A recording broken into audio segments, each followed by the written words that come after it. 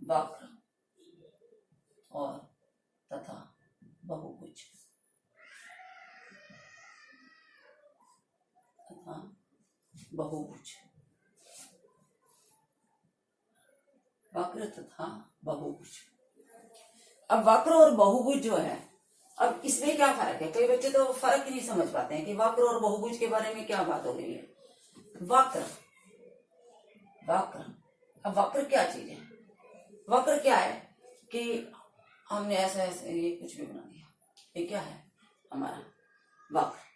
क्या है? वक्र जो हमने बना दिया, बस, चाहे वो टेढ़ी लाइन हो चाहे वो सीधी स्ट्रेट लाइन हो, तो इसको हम कहते हैं वक्र। जो पेन या पेंसिल को हमने बिना उठाए बस ये आकृति बना दी, तो ये क्या कहला रही है? हमारी वक्र कहला रही है। लेकिन इसके बाद भी आता है, अगर हमने ऐसे करके बना दी तो आकृति ये भी बन गई, लेकिन ये बीच में से क्रॉस हो गई, कट गई, तो इसका मतलब ये यहाँ से क्रॉस करके चले गए, तो इसको हम, इस वाले को हम सरल वक्र का नाम दे देंगे।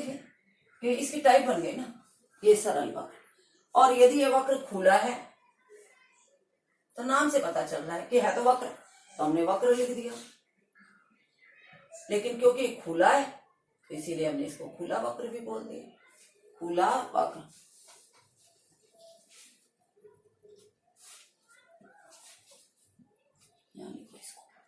खुला वक्र। अब ये सरल वक्र तो है ही, ये भी सरल वक्र भी है, लेकिन ये खुला वक्र है और ये सरल वक्र के साथ कैसा वक्र है? ये बंद। सीधी सी बात है, जो बंद है वो बंद वक्र, जो खुला है वो खुला वक्र। सरल इसीलिए है क्योंकि उसने किसी को इसको काटा नहीं है। अब ये क्या है? कोई पूछे ये क्या है? बताओ। अब ये भी वक्र है, क्योंकि हमने वक्र की परिभाषा में ये कहा है कि वो पेन या पेंसिल को बिना उठाए जो ये आकृति सी बन जाती है, तो इसको हम वक्र कहते हैं। तो ये वक्र भी है। ये क्या है? ये क्या है? ये हमारे पास ये भी वक्र है। लेकिन अब हम इनमें से कंपैरिजन करें, हम देखेंगे ये तो टेढ़ा मेढ़ा भी है, लेकिन ये तो रेखाखंड था, ये भी रेखाखंड है, ये भी तो रेखा, सिर्फ रेखाखंडों से बनी है। तो इसका एक स्पेशल नाम भी हम रख देते हैं कि बहुभुज है। ये क्या है? ये बहुभुज। कि वक्र तो है ही है, लेकिन ये बहुभुज है। ये भी वक्र है, लेकिन ये क्या है? बहुभुज। क्या है ये? बहुभुज। जो रेखाखंडों से सिर्फ बन जाए तो वो बहुभुज कहलाता है, और वक्र तो सारे कहलाते हैं, जो रेखाखंडों से चाहे बने चाहे ना बने। तो ये वक्र सारे ही हैं, ये भी वक्र है, ये भी वक्र है, ये भी वक्र है, ये भी वक्र है, और ये भी वक्र है। लेकिन ये वक्र के साथ साथ बहुभुज है, ये वक्र के साथ साथ बहुभुज भी है, लेकिन ये सिर्फ क्या है? वक्र। लेकिन ये कौन सा हमारा? खुला वक्र है। ये कौन सा है? बंद वक्र है। और ये सरल वक्र है। सरल वक्र इसीलिए है क्योंकि इसने कहीं से क्रॉस नहीं किया इसको, इसीलिए ये सरल वक्र है हमारे पास। तो ये हो गए हमारे पास वक्र के बारे में। अब हमने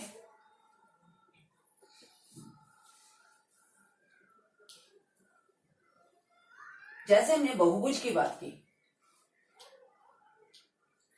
जैसे वक्र में मैंने बताया कि वक्र के अंदर बहुभुज भी है, जो बहुभुज है वो सारे के सारे क्या कहला रहे हैं? वक्र कहला रहे हैं। तो इसीलिए अब मैं सिर्फ बहुभुज की बातें करती हूँ स्पेशल। अब बहुभुज कहाँ से स्टार्ट हुआ था? रेखाखंडों से बनता, तो जब दो बिंदुओं को मिलाया तो सिर्फ एक रेखाखंड बना, एक रेखाखंड से कोई भी बंद आकृति नहीं बनी थी। तो बहुभुज के अंदर कंडीशन है कि वो रेखाखंडों से बना होना चाहिए और साथ में बंद भी होना चाहिए। तो हमने अगर दो के बाद में तो तीन बिंदुओं से जब हमने इसको बनाया, ठीक क्या बना? हमारे पास त्रिभुज बन गया। तो क्योंकि तीन रेखाखंडों से बन गया तो इसका नाम हमने क्या रखा? त्रिभुज। क्या नाम है इसका? त्रिभुज। फिर मैंने कहा कि जिसकी चार भुजाएं हो, तो इसका क्या नाम बन गया? चतुर्भुज। अब जिसके अंदर अगर 5 भुजाएं रहेंगी तो क्या बना देंगे? 1 2 3 4 5। तो ये हमारी अगर ये 5 भुजाएं बन जाए, हाँ पॉइंट्स के नाम रखने चाहिए बच्चों इसका, जहां भी पॉइंट होते हैं, क्योंकि 2 रेखाखंड से पहले एक बना, फिर बी और सी से बना, फिर डी से, ये ए, फिर बी और फिर सी, क्योंकि जहां एक डॉट लग जाती है वो बिंदु होता है। तो ए बी को मिलाने से रेखाखंड बन गया, इसीलिए ए बी रेखाखंड। तो इसको हम ए बी भुजा भी बोलते हैं त्रिभुज के अंदर, क्योंकि हमने भुज नाम रख दिया कि आकृति बन गई, तो आकृति बनी भुजाओं से, तो इसीलिए हमने इसको क्या कहना चालू कर दिया? भुजा। जब तक हम सिर्फ हम ऐसे करते थे, इन दोनों को मिला रखा था हमने, तो हम इसको क्या बोलते थे? सिर्फ रेखाखंड, क्योंकि इससे कोई आकृति नहीं बनी थी। अब जब इनसे कोई आकृतियां बन गई है, त्रिभुज, चतुर्भुज, पंचभुज, तो हम भुज कर रहे हैं, तो ये भुजाएं हैं। तो अब हमने इसको भुजा बोलना स्टार्ट कर दिया है। तो भुजा और रेखाखंड, बस रेखाखंड अकेली बड़ी हुई है, इससे कोई आकृति नहीं बनी हुई। तो इसके अंदर भी हम 5 पॉइंट दे सकते हैं, ए बी सी डी और ई। तो अब इसके अंदर आप देखो, इसमें ये त्रिभुज है, त्रिभुज में 3 शीर्ष बिंदु हैं। अब ये कोने पे ये बिंदु आ गए कि 2 को मिलाया ये बन गया, 2 को मिलाया ये बन गया। तो हम ए बी और सी को क्या बोल देते हैं? इसमें शीर्ष बिंदु। ए बी को क्या बोलते हैं? भुजा। और सी को भी क्या बोलेंगे? शीर्ष। तो 3 शीर्ष हो गए। लेकिन इसमें आप देखो कि कहीं कोण भी बन रहे हैं, आपको ध्यान देना होगा कि कोण बन रहे हैं या नहीं बन रहे। देखो अब इसके अंदर ये इनका एक उभयनिष्ठ बिंदु आ गया, जहां एक उभयनिष्ठ बिंदु आए वहीं कोण बन जाएगा। ये रेखाखंड जा रहा है और ये भी रेखाखंड, तो यहाँ पे क्या बन गया? कोण। और ये भी कोण बन गया। तो एक त्रिभुज में 3 कोण है और 3 भुजाएं हैं। चतुर्भुज में ए बी भुजा, बी सी भुजा, सी डी भुजा और डी ए भुजा। तो 4 भुजाएं, 4 कोण और 4 शीर्ष बिंदु।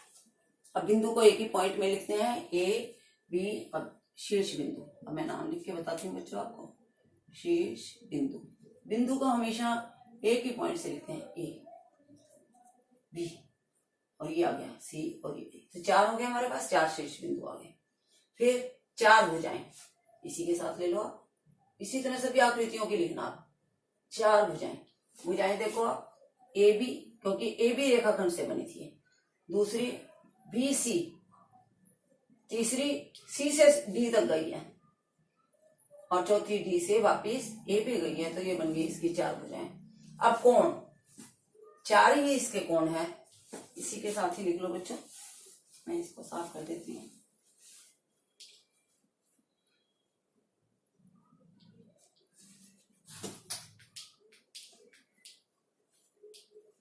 इसके कोण भी कितने हैं? 4। एक ए बिंदु पर कोण बना था, तो जो ए बिंदु पर मैंने साफ कर दिया, उसी के बारे में देख के करोगे तो दोबारा बनाना पड़ा, ए बी सी डी। तो जो यहाँ पर कोण बना, इसको लिखने को तो कोण ए भी लिख दोगे, क्योंकि ए के ऊपर बना हुआ है। तो लिखने को अगर हम ऐसे लिख दें, कोण का निशान लगा दें और ए लिख दें, वो भी ठीक है। वैसे भी मैंने तुम्हें पढ़ना सिखाया नहीं है, लेकिन इसका नाम ऐसे पढ़ते हैं। वैसे मैं आपको बताऊं तो ऐसे, जिधर ये एक रेखा इधर गई थी और एक इधर, तो बी ए को जहां पर कोण बनता है उसको बीच में लेना है और इन पॉइंट को ऐसे, कोण बी ए सी। दूसरा कोण हमारा क्या बन जाएगा? कोण बी, कोण बी। इसके नाम को हम क्या बोल सकते हैं बच्चों? अब बोल के बताओ। बी पर बना है, इसकी एक रेखा इधर जा रही है और एक इधर, इसी से 2 किनारे जा रहे हैं, तो इनको आगे पीछे बोल दो। इसकी ए बी और सी क्या बोलेंगे हम इसे? ए बी और सी बोलेंगे हम इसे। और इसी प्रकार आप बताओ, सी हमारा बीच में रहेगा, सी बोलेंगे। और दूसरा इसको हम क्या बोल सकते हैं? बी सी को बीच में रखो और डी। अब डी में, डी को बीच में रखना है और एक ही साइड जा रही है और दूसरी सी, तो हम इसको ए डी सी भी बोल सकते हैं कोण, और सी डी ए भी बोल सकते हैं। तो इनको हम बदल सकते हैं। तो ये हमारे पास बन गया चतुर्भुज। अब चतुर्भुज के बारे में मैं आपको साथ साथ ही बताती हूँ कि इसमें जो भुजाएं हैं उनके भी कुछ नाम होते हैं आपस में। ये तो मैंने तुम्हें ये बताया कि इसमें कितनी भुजाएं हैं और कितने कोण हैं। अब मैं तुम्हें ये बताना चाहूंगी कि इसमें जो ए और बी है, इन कोणों को क्या कहेंगे आपस में। ए बी के साथ जो बी सी है, इसका क्या संबंध है। तो हम सबसे पहले लेते हैं आसन भुजाएं और आसन कोण। आसन भुजाएं, ये भुजाएं दो तरह की होती हैं, आसन भुजाएं और दूसरी होती है हमारे पास सम्मुख भुजाएं। तो आसन भुजाएं कौन सी होती हैं, जिन दो भुजाओं के बीच में एक बिंदु साझा होता है, उभयनिष्ठ होता है। जैसे कोण बना था तो दो भुजाओं के बीच में जब एक बिंदु था तो हमारे बीच में ये जो बन गया था, ये हिस्सा पूरा का पूरा क्या कहला रहा था। लेकिन जो दो भुजाओं ने मिलके कोण को बनाया था इसमें, तो वो क्या कहलाएंगी, आसन भुजाएं। ए बी और बी सी। अब आप बताओ और कौन कौन से इनके जोड़े बनते हैं। कि अकेली भुजा नहीं है, जैसे कोण बना था हमारा, अपने आप में तो कोण था, लेकिन जब ये आकृति बन गई है तो इस आकृति के अंदर ये भुजा और इस भुजा ने मिलकर इस कोण को बनाया हुआ है। तो ये हमारा ए बी और बी सी, ये आपस में कैसी है, आसन भुजाएं। अब आप देखो इस कोण को किसने बनाया, ए बी और ए डी ने। तो कई है, आप ध्यान दोगे कि आसन भुजाएं कई है कि चार कोण बने हैं। एक कोण दो भुजाओं से बनता है तो चार। अब ये ए बी और ए डी, ए बी और बी सी। अब देखो आप ये और ये डी कोण किसने बनाया, ए डी और सी डी ने बनाया। और सी कोण किसने बनाया था, बी सी और बी। यानी कि चार के चार कोण जिस भुजाओं से बने हैं उनको हम आसन भुजा कहते हैं। इसी प्रकार अब आसन कोण आ जाते हैं। ये आसन भुजाएं बन गई, अब आसन कोण। कोई दिक्कत नहीं है आसन कोण में। एक रेखाखंड है हमारा, तो इधर वाला दोनों के एंड पॉइंट पे जो बन रहे हैं कोण, वो इनके आसन कोण कहलाएंगे। कोण ए और कोण बी, ये दोनों आपस में आसन कोण। जो ये भुजा है तो एक इस साइड में बना है और एक इस साइड में। अब बीसी के ऊपर आप देखोगे कि बी के साथ, अब बी जो है ए के साथ आसन है और बी सी के भी साथ आसन है, तो इसका इसके साथ भी जोड़ा बना हुआ है और इसके साथ भी। अब सी का इसके साथ भी बना हुआ और इसके साथ भी, यानी कि अपने साइड वाला, इधर वाला और जो दोनों साइड के पॉइंट है। और कोण सी और डी, यानी कि आप देखो कि कितने कितने युग्म हुए। और डी और ए,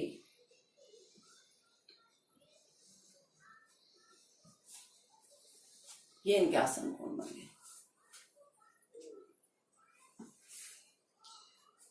अब किसी बच्चे को कोई डाउट हो, और नाम कैसे बोलते हैं इसका, नाम एक ही पॉइंट से स्टार्ट करके वहीं पे वापिस आते हैं।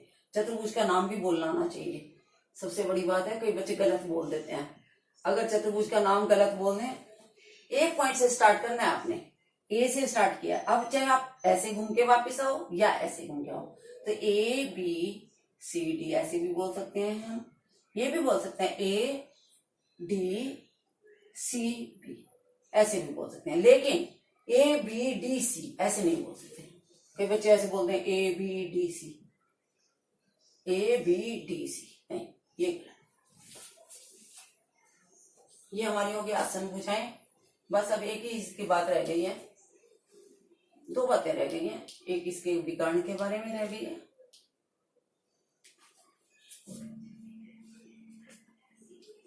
अब है सम्मुख भुजाएं।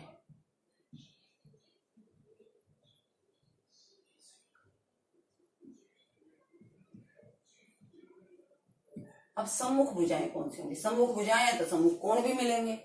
सम्मुख भुजाएं ये है जिनमें कोई बिंदु आप साझा ना हो। जैसे मैंने लिया ए बी भुजा है, अब इसमें बी का, ना तो बी का पॉइंट कॉमन होना चाहिए और ना ही ए का पॉइंट, तो ए बी के साथ कौन सा आ सकता है, यानी कि सामने वाले ए बी और सी डी। वैसे भी सम्मुख का मतलब जिनका मुंह अपोजिट साइड में हमसे पड़ रहा है। तो बी सी की कौन सी पड़ेगी? तो इसमें बी सी के ये और तो इसके दो युगल रहेंगे हमारे पास।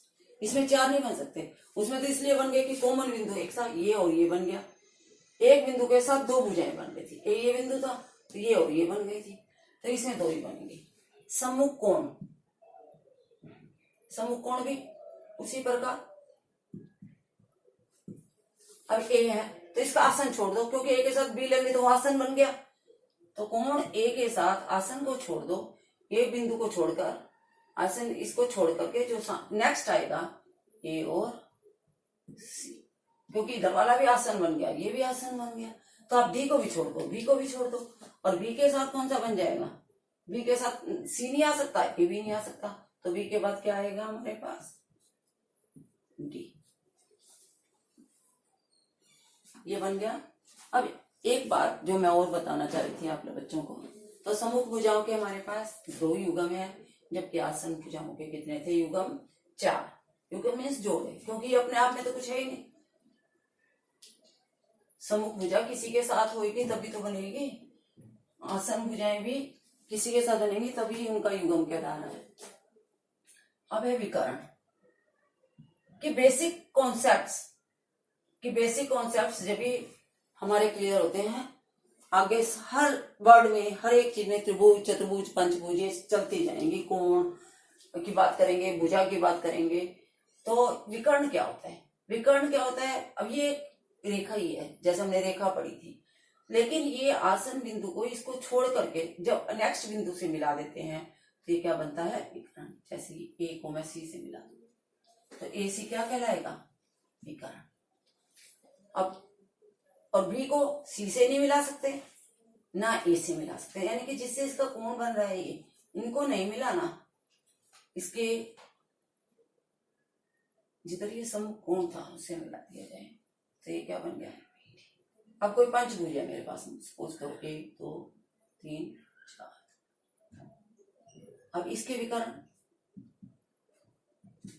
देखो, बी को छोड़ दो, इसके साथ इधर और इधर से नहीं लेना, इसके आसन बिंदुओं को इनको छोड़ दो जिनसे हमने कोण बनाए थे, ये छोड़ दो। या बी को छोड़ो, ए को सी से भी मिला दो। जब तक स्केल नहीं लेते तो ये इतने अच्छे नहीं बनते हैं, तो इसीलिए हमें जब आप भी कॉपी पे बनाओगे तो हमेशा स्केल यूज करना। अभी आप देखते हो जब हमसे भी गलती हो जाती है, क्योंकि बिल्कुल सीधा नहीं बनता, तो ये फिर इससे मिलाएंगे। तो हमारे पास जब हमने ए बिंदु से मिलाना चालू किया तो एक तो एसी विकर्ण बन गया, और एक कौन सा बना हमारे पास? ए डी, यानी कि एक बिंदु से दो विकर्ण बने। अब मैं बी से देखती हूँ, जब मैं बी से आने लगूंगी तो इधर का ये बिंदु, इसके आसन दूसरा बिंदु छोड़ दो, दूसरा किनारा, और इस रेखाखंड के भी दूसरा किनारा छोड़ दो। जहां इनके आसन कोण बने थे उनको छोड़ दो। तो नेक्स्ट को लो आप, बी के बाद डी को लो, तो कौन सा बन गया? एक विकर्ण बी डी बन गया, और बी से एक ई बन जाएगा। देखो जब भी आप स्केल से लोगे तो हमेशा सही बनेगा, नहीं तो फिर आपको रबिंग करनी पड़ेगी। बी ई, तो एक एसी विकर्ण और एक एसी विकर्ण, एक एडी विकर्ण बन गया। नंबर 1, नंबर 2, नंबर 3 और नंबर 4। अब देखो आप सी से स्टार्ट करो। अब सी से देखोगे तो बी से नहीं बनना, ना डी से बनना है, तो बी और डी से तो हमें मिलाना नहीं है। अब किस किस से मिलाना है? ई से,